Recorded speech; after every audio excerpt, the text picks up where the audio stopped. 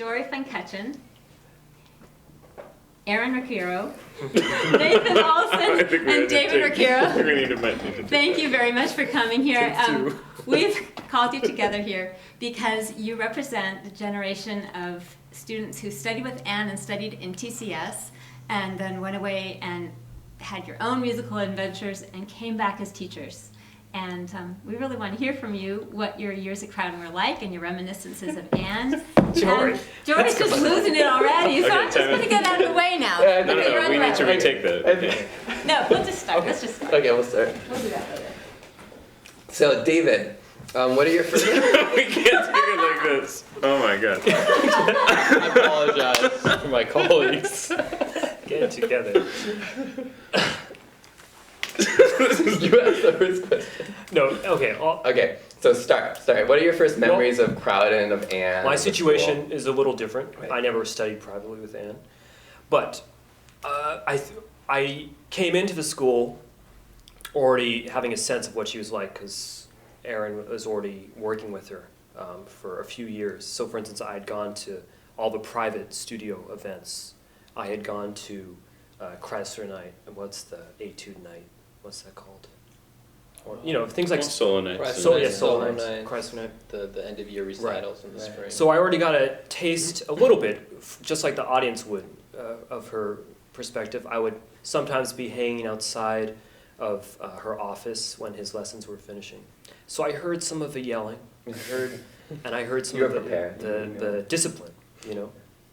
Even though she'd open the door and then she'd be very, very nice to me, very sweet to me. So I entered the school, and I think, you know, it was always, I always came into coaching. So I didn't get to coach with her maybe that much until I became a 6th or 7th grader. But, you know, I knew that I needed to be prepared. I knew that there was a high level of expectation. And then, you know, what really sticks with me is how she ran the Crowden School orchestra, the chamber orchestra, I think. You know, it was such an unusual combination of stern, strict behavior that was almost, you know, had icy fear to it. But at the same time, then a second later, she could flip and sing and describe the most lyrical and beautiful melody. And somehow it was so weird but so special to have those two personalities present in rehearsal, and it's also, I think, the most efficient way and the most artistic way to get your point across. Mm-hmm. And so I remember things like pieces like Fiddle Faddle, which was a Crowden School tradition at the end of every year. And you know, at the earlier rehearsals, the earlier stages of rehearsals, you know, she wore all these rings on her fingers, and she'd just slam her hand against the music stand to keep time. The wooden yeah. And so it wasn't even metal. But she must have picked this up for you guys because I don't remember this. It was almost violent, you know, but at the same time, you know, I remember to this day about where I would rush in Fiddle Faddle, you know, and I'm not a violinist, and you know, most of the technical playing in that piece is for violins. But, you know, and on the flip side, I remember rehearsals with the Souk Serenade for strings. And in certain chamber coaching, she could just sing the most beautiful line, and she could really show just as much, you know, not just in her playing, but also with her voice. And so it was always striking how I was kind of ready for both. I knew she could explain exactly, both technically and with her voice, what she wanted in the music, but I also knew that, you know, it was about discipline. So.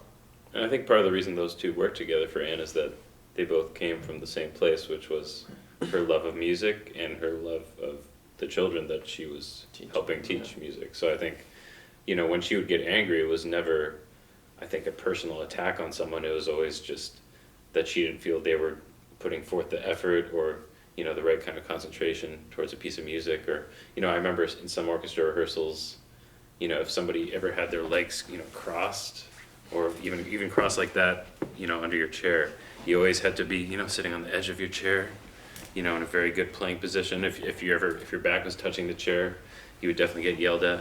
If you're chewing gum, like any of that sort of stuff. Can you imagine Anne with cell phones? Can you imagine if there were cell phones? That would have been a nightmare. But I do remember, though, sorry to interrupt a little bit, what you're talking about with the posture, because one time when we had Morgan Staples, he was starting another student was starting to conduct, and so she was letting him conduct one of the orchestras. So she sat in the back of the violins, and you know how she was sitting? At the very back of the chair, with her legs crossed, and she was just. But I guess when you're the teacher, you do whatever you like. Do as I say, not as I do. Right. Yeah. No, but I remember, if somebody yawned, if somebody visibly yawned in rehearsal, Oh, the yawning was the worst. Mm-hmm. you'd maybe get one warning, which would be a pretty sharp yelling at. If that happened a second time, you'd be out of the rehearsal. So, but my bigger point was that she only got mad when she felt somebody really wasn't putting forth the effort or giving the music the respect I think it deserved. And you knew it was because she cared so much. Exactly. She cared so much. I mean, sometimes it was like, you could like feel it, like the energy, but that would rub off, Right. on you and on people, just like how much she cared about the music and about how you presented it. Mm-hmm. She also was very aware. She was very involved with all of the string players in the school. So, Right. for instance, I studied with Millie, but she would have many conversations with Millie about what repertoire I was working on and just her concerns and praises and just how things were going. And I'm sure that's the main reason that Crowden School always stayed so small, is that she really wanted to have that kind of connection with each student. A lot of schools talk about having that personal connection with each student, but rarely is it actually reality. But at Crowden, it definitely was. I mean, I think my class, we started with 12 or 13 people in my grade, and I think lost a few and added a few over the years, but basically stayed that size. I don't remember how big your class was. Mine went maybe from 8 to 14 over the. Your guys might have been smaller because you were Probably before like us. we were 7, 8 or or 10 at the something. most. Mhm. Yeah. So that total in a 4 or 5 grade school, we had maybe 45 to 50 people. So Mhm. and another great thing about Crowden was, you'd play. When I was in 5th grade, I played some chamber music with 7th graders and 8th graders. Right. Most middle schools, I feel there's a pretty big divide between each grade. Yeah. Kids don't often socialize much with classes ahead of them or behind them, and so having that aspect at Crowden was very helpful, especially for me because I went to college when I was 15, music school. So I think if I hadn't had a chance to interact with people older than me before that, I'm not sure how I would have done. But having that experience here at Crowden was definitely very helpful. Although it was good that for the tennis tournament we didn't blank. we did it by grade. I thought that kept things in order. So we've been talking about her personality, especially when she's dealing with the whole school in orchestra. How did you feel that came out in lessons, if at all, or was it totally different? Yeah, it's interesting. I think there's a lot of similarities, right? You are always kind of ready for sort of both sides of Anne in a way, and both sides of her, as we're saying, also comes from the same place, right? There was a very nurturing, warm side of Anne, and there was this really stern side of her also, right? And they both came from the fact that she really cared both about the music, and she really cared about her students as well. You could feel it, that she really cared. There's so many stories. I remember when I was, I think it was 6th grade, and I got really nervous for the first time because I had done well in this competition. And up until that point, I hadn't really thought about it and stuff. And all of a sudden, it was like a winner's concert, and I was like, I'm supposed to sound good now. People are gonna think I shouldn't have won or whatever because now it's and I was my stomach was a mess. Everything was a mess. I was shaking and stuff like that. And it was over at the Berkeley Piano Club. And before I went on stage, Anne took me. She said, "Okay, we're going outside," And she walked me around the block, and we just kept walking around the block. I mean, she literally walked me around the block until I had to go up on the stage, pick up my violin, walked up there, and then started playing. So Do you remember what you guys talked about when you were walking around the block? I think it was something complete. It had nothing to do with music. She was good that way. For me, she always talked about tennis to me. Mm-hmm. I mean, she knows I love playing tennis, and so she would just, anytime she felt maybe my attention was waning or something, she would just we would take a quick break where she would say something about how you gotta relax when you hit a forehand or something, and then all of a sudden, oh yeah, that works on the bow hand too, and you know, it's And yeah. speaking of tennis, I know Anne was a big tennis and golf fan, and I still remember she had this tiny little TV, which actually I just saw in her office a few days ago, still there. I mean, the screen is maybe an 8-inch diagonal screen, but it's still probably heavier than today's 50-inch screens because it's that deep. But she would have it. Sometimes I'd come in for my lesson in the morning, Saturday mornings, and she'd have the golf tournament on, and maybe the lesson would start a couple minutes late because she wanted to watch a certain hole finish. But Right. I think I remember her coming up and playing a little tennis a couple times. Yeah.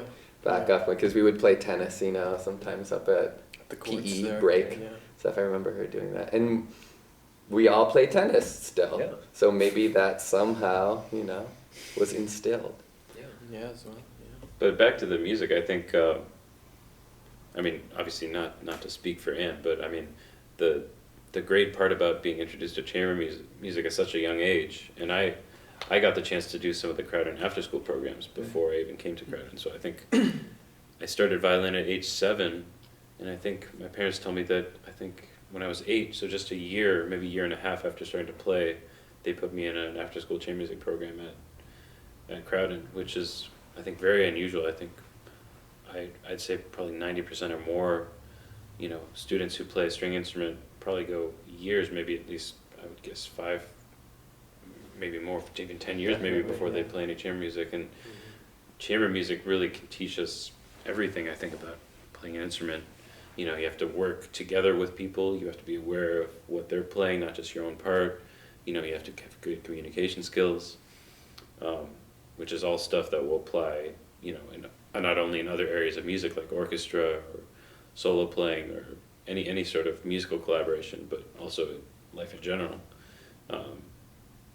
Which is, and Anne always knew that not all students at the Crowden School would go on to be professional musicians, Right. and that was even, I remember seeing, posters at school, or there was some review or something about the school, but to that effect that not, Anne knew that not every student would go on to be a professional, but that, as long as she was able to instill a love for music in them, and as long as students could learn some lessons from playing music together, especially in small groups like chamber music or chamber orchestra, then the school would be fulfilling its mission. So Yeah. Like, what about chamber coachings with Anne? Because I remember very early on being shocked that she knew so much about cello playing in string quartet or in chamber music, the role of cello, the kind of sound, and shocked in a good way, but also I was scared because I didn't know, I wasn't on my game. And, it was really something special to have an entire music faculty at Crowden where they all understood the different roles of different string instruments in chamber music and how, Different styles of Yeah. pieces too. yeah, for instance, we had David Morris and the our Baroque orchestra. I learned more about Baroque string playing there than I have since I've left Crowden, really. right. So I always thought that was something special in coachings with Anne, that everything was always in balance. The kind of feedback we got, it wasn't violin heavy, it wasn't viola heavy or cello heavy. It was just everybody, she could nitpick in such a beneficial way of how to get the piece to that next level, because she really she understood everybody's role. Right. I mean, Anne played in a quartet for a long time. Right, Yeah, she so was in she a had- quartet. Yeah. I remember specifically just one thing came to mind where she was, I think, the second violinist in the quartet, Yeah. right? Yeah. And she said that she always had the power to make, I think her ex-husband, who was playing Who was first, the first violin. she always had the power to make him sound bad because, because if anytime they're playing it in octaves, she said if she just played a little out of tune, it always sounded like the first violin was playing out of tune. It sounds like a healthy relationship. Well, Anne certainly had a fiery personality, but and I think probably many interesting relationships. But no, I just remember that's quote for some reason sticks with me that she had the power to make, another person Right. sound bad. It's funny that you mentioned the quartet, because actually one thing that Anne said to me, and I completely did not follow it, was she was like, after she was talking about her quartet and this like that, and she's like, whatever you do, never date, another member of your quartet if you join a quartet. And of course, many years later, I start a quartet, I've been in quartets, and yeah, I'm so- dating the other violinist, And eventually, you know, both things kind of went by the wayside, much like Anne's quartet did, where kind of both things broke up at the same time. So I always thought that was ironic, Right. you know. Mm.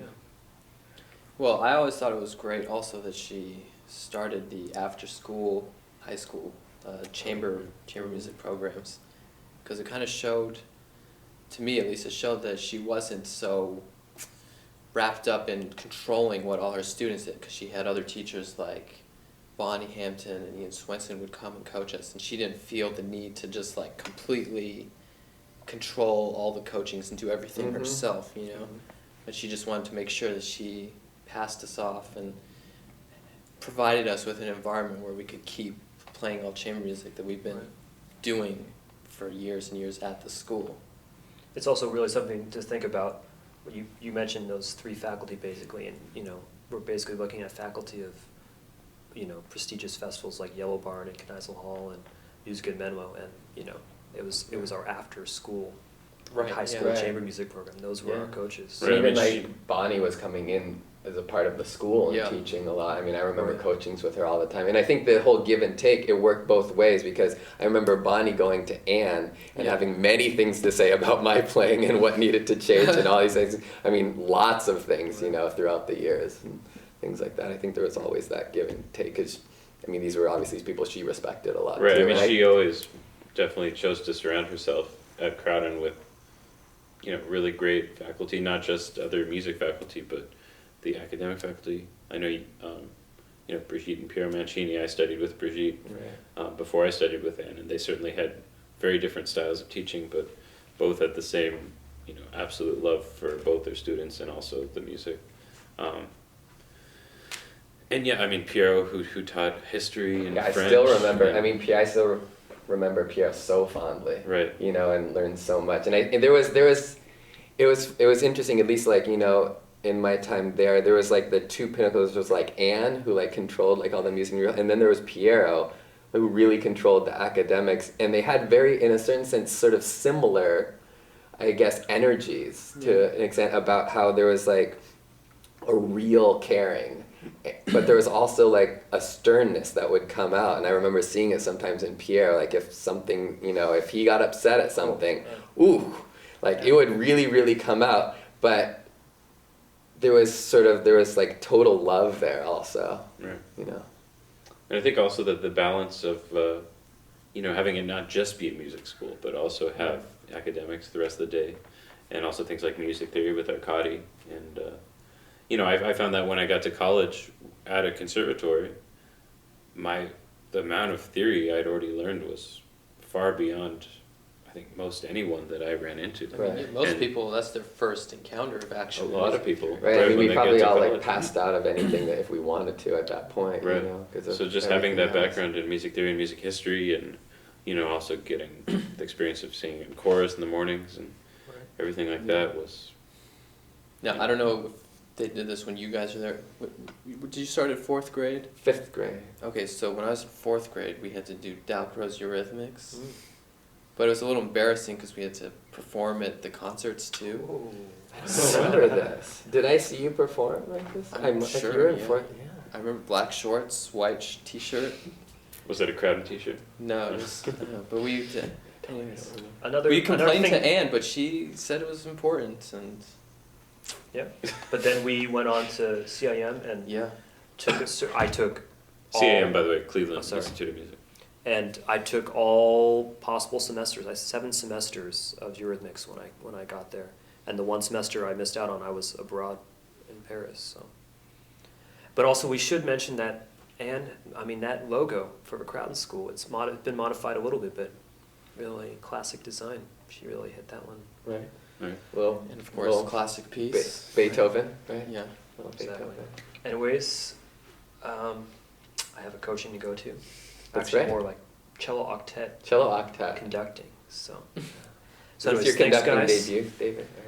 Well, I've gotten a few requests, but unfortunately, I don't think it will happen. So, You never know. Thanks, and it's been a pleasure.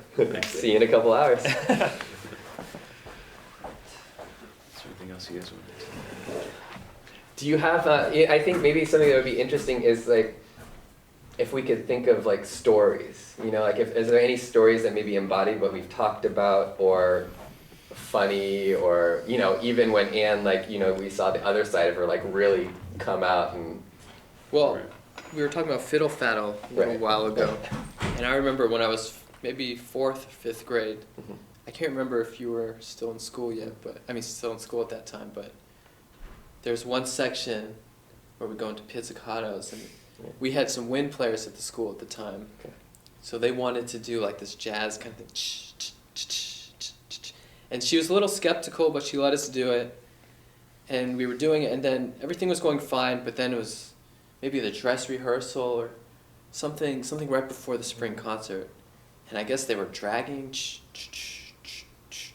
and all of a sudden out of nowhere, everyone's having a great time, we're playing and we're thinking this is so jazzy and fun, and all of a sudden she like smacks the music stand, knocks all the music on the floor, starts yelling, you know, you need to move, and then she's just, I couldn't, that pretty much epitomized the like extreme like changes from the, you know, the singing of the lines and the enjoying of the music to all of a sudden like extreme terror, because you don't even know if it's you that's making the mistake sometimes. Right. And it's just crazy. But I don't know, that was one of my stronger memories, I guess. Yeah, my memories are more things I've already briefly mentioned, but people getting kicked out of rehearsal for, you know, yawning a couple times or crossing their legs or things like that. I do remember one lesson where I was playing Preludium in Allegro, and there's this big kind of climax where the main theme comes back at the end of the piece, and I think I'd heard on a recording, you know, somebody slide up to a harmonic,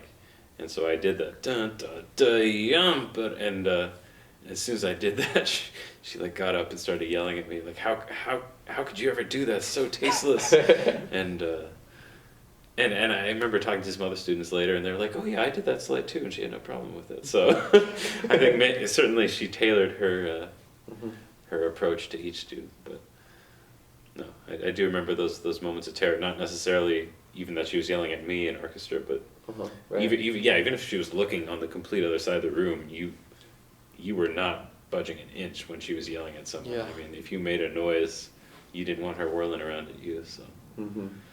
Yeah, I remember Anne was always frustrated, like with my bow arm, right? That it was too tight, and you know, that I wasn't.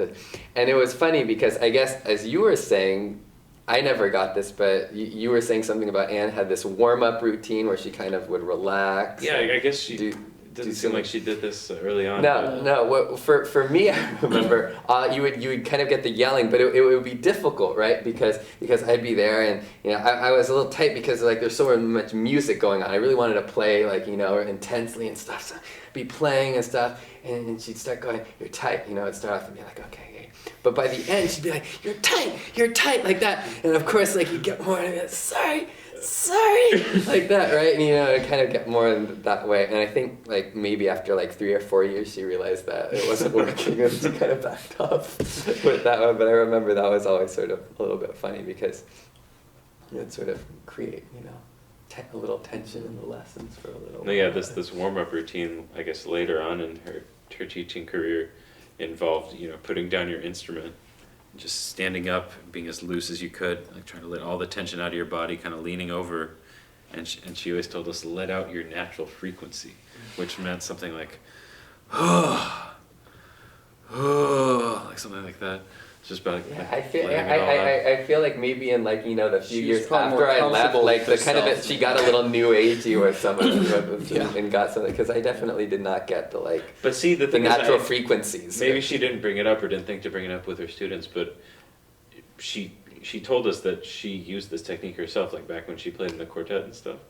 I think she said, or she mentioned one story where she had to play a solo. And you know, the person backstage came to get her because it was time. So she did her quick warm-up routine, got her violin, got ready to go, and they're like, oh, somebody has to give a speech or something before she plays. So she's like, okay. So she had to go back to her room, put her violin down, do the thing again, you know, until she's ready to go. So I think, you know, relaxing before you go on stage is always a good idea. I actually I have another funny story about Anne, which has nothing to do with this, but one that remembered from our lessons, and that was remember the '89 earthquake. You must have been young. How old were you? I remember the earthquake. You remember the earthquake, though, okay. Were you here? I was you around. remember I was 2 or 3. Okay, you remember the Thanks, earthquake, right? Jones. Okay. Well, I was having it was during the World Series. Yeah. It was like right before the game or something like Right. that. I was having a violin lesson During the during the actual earthquake. So we were I don't remember what I was playing, but we were having a violin lesson. And I remember all of a sudden, like, everything started to shake. And I don't know, I think for some reason where we were, it didn't seem huge. It seemed like another earthquake or something. But it was going. Anne kind of freaks out, right? She sort of freaks out. She starts looking around because she's got her violin. I think it was a Testori or something that she had. And she can't find her case. Right? So she goes around and she sees my case there, and I'm like getting ready with my violin, like put it in there so we can go to the door. And she like takes my case and she shoves it in her violin. She closes it and like we go to the door or something. She's like, sorry. And she like So where was you? Were you still holding? I was still holding my violin. Yeah. My memory from the earthquake was playing with my blocks and getting mad that my parents stopped me from playing with my blocks so they could take me under the doorway. Right. That's what I remember as being angry. That I had to makes stop sense. playing. Yeah. Exactly. What were some of your more scarier moments with Anne? Oh. Do you guys remember anything in particular? Well, No? I don't know. I mean, there must have been some, right? I feel for me, I remember like the really like nice things more clearly, Right. and I think the scarier ones sort of are more of a general, like, you know, maybe just feeling like I was always kind of a little ready Right. for something. I don't know if like what are some of your nicest stories? I think I always remember she used to she had there was a while where she was kind of harping on my vibrato. I remember in 6th grade, I think, you know, 10 years ago, I remember seeing there was still a video of like 6th grade solo night. You know, I was playing First Movement of Bruch or something like that, and I had total old man vibrato. It kind of sounds like those really old recordings of maybe Misha Elman when he kind of, you know, so I was like, That's exactly what she called it too. I remember that. yeah, old man, yeah. So I had serious old man vibrato, right? And it was da dee da da dee da, you know, something like that, right? And like it got to 7th grade, it was kind of still there. I got to 8th grade. I remember trying to put some arm in there, but it was still kind of like that. So it was like freshman year or something, and it was getting better, but it was still kind of a little bit that way. And he was having trouble with this, and she's like, you know what? She's like, you need a girlfriend. She was like, you're gonna get a girlfriend, you need a girlfriend, and your vibrato's gonna get faster. And I was like, okay. So this was towards the end of the school year or something, and I went off to summer camp, Greenwood, this is chamber Was music that the camp. first time you went there? That was the first time that I went there, right? Came back to Anne, my first lesson. She turns to me and she goes, you have a girlfriend this summer? I was like, yeah. Something. She's like, I knew it. It worked, right? So that was Anne's advice about vibrato. Uh-huh. It was very sweet. I guess it worked. It's funny. Yeah. What about you guys?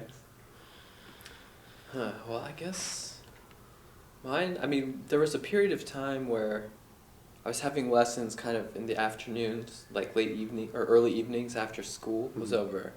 And so she was driving me home for several months after my lessons. And there's nothing in particular, but I just remember at first I was like really intimidated to have to, because I was always really intimidated by her anyways, right? Yeah, But, to be in the Just car with sit in the car with so her. be in the car with her, driving back from Berkeley to Oakland, but I just really just cherish those times. Mhm. There wasn't anything in particular that happened, but just spending that time kind of away from the violin with her Right. was really the first time I think I thought of her as not just only a music teacher, you know. Right. Yeah. Yeah, I don't know if I have specific stories, but no, I do remember her always being willing to, you know, extend a lesson by half an hour or an hour even, you know, if you had some big performance coming up, or, you know, I played a couple small solos, you know, with some local orchestras, and she would come to the rehearsals usually, and just always being willing to give more time and more of her. Just how hectic things got around junior Bach time because she's helping Right. everyone out, and That's right. Oh gosh, yeah.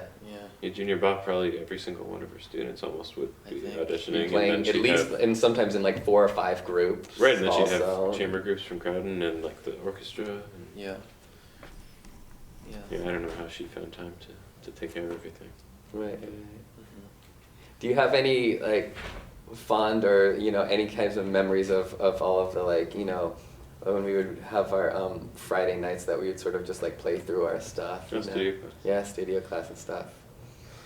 Get-togethers. Get-togethers. That was the word. phrased it. Exactly. Yeah, now it's Get-togethers. studio class, but those get-togethers. I mean, those were such great performance experience. I mean, Right. performing in front of your peers is kind of the most intimidating.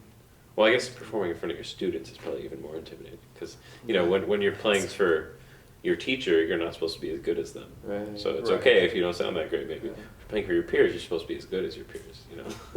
Playing for your students, you're supposed to be better than your students, right? So. So you're saying that we need a practice before tonight? Yeah, we might need to go rehearse soon. But Yeah.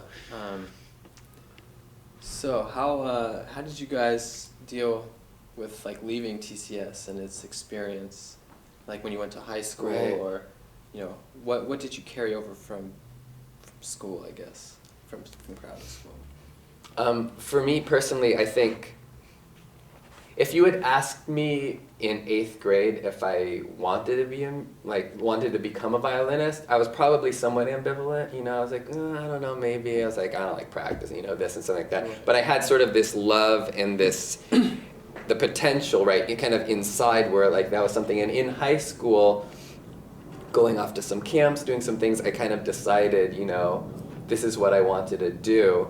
And I think where that kind of came from was like this chamber music, actually.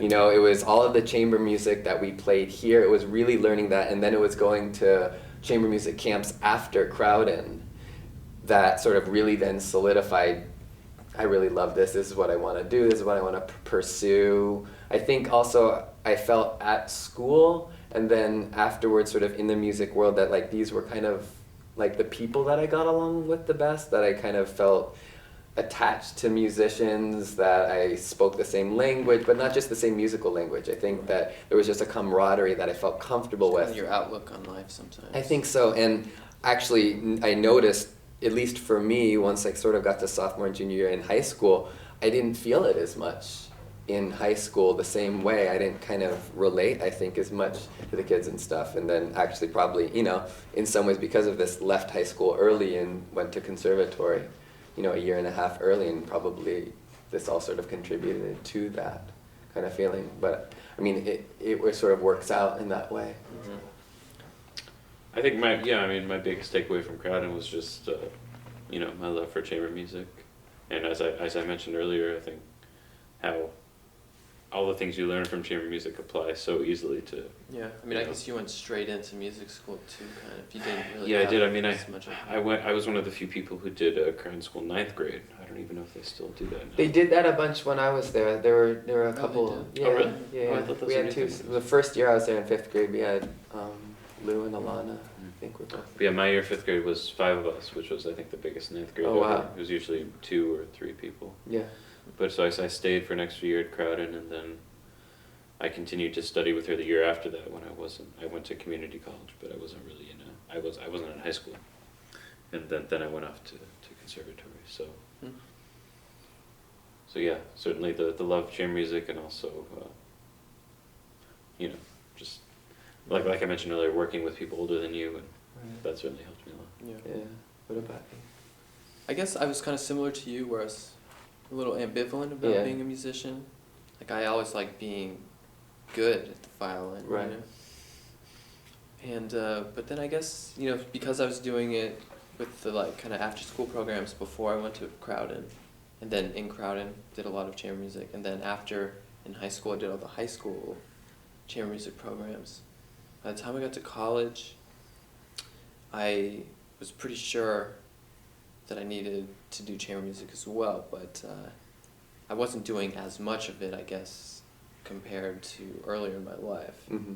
And then, so by the time I was done with school and conservatory, Cleveland Institute, and I was working, and there was like no chamber music in my life, something. It was just, I don't know. I was playing music all the time, but it wasn't as satisfying, you know. So that's kind of what I think the Crowden planted the seed of something inside me that when I wasn't being fed, like I knew I had to change something, and that's, I guess, probably why I made some of the work decisions I made, like leave some jobs to try and play quartet things later, I guess. That's probably my biggest. Yeah, and I mean, I even remember Anne herself saying to me how important that was.